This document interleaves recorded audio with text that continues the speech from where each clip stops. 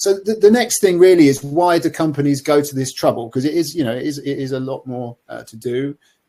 We heard last time round from some of our customers that use this approach and what they get from it. But I think, to summarize, that these are the kind of three kind of areas there, really, that visibility on what your people, where your people are at, really, and looking at their strengths and weaknesses.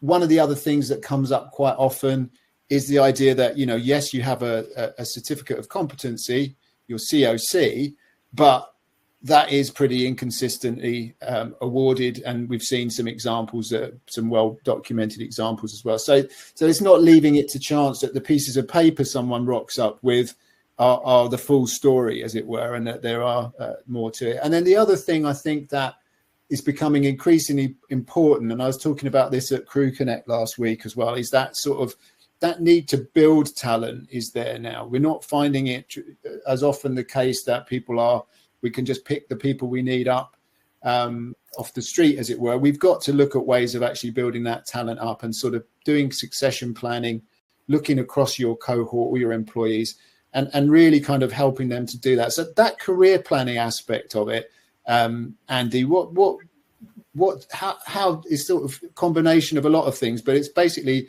preparing one rank for life in the next rank, really, isn't it? Yeah. And so that's one of the, if you like, one of the biggest and best things that can happen on board ship. But it also applies to office as well. The office environment is exactly the same.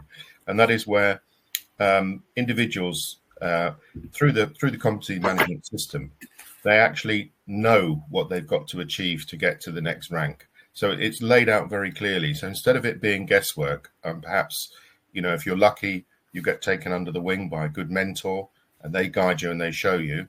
But if you're unlucky, you get the wrong person and you've got no idea really how you should be preparing yourself and what you should be doing. You sort of perhaps feel that, I should do that. But actually, if you have a competence management system, you have it all outlined, you know the level that you should be performing at to achieve, if you like, your readiness for the next rank.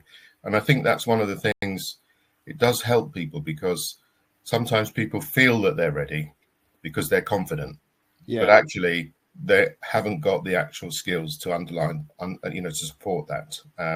So they, rather than somebody having to have a tough conversation with them and saying, look, really, you're not ready, actually, they'll know that for themselves. They might still have a tough conversation, but at least they've got the idea, they've got the grounding. They know, well, I haven't done that yet. I need to work on that area.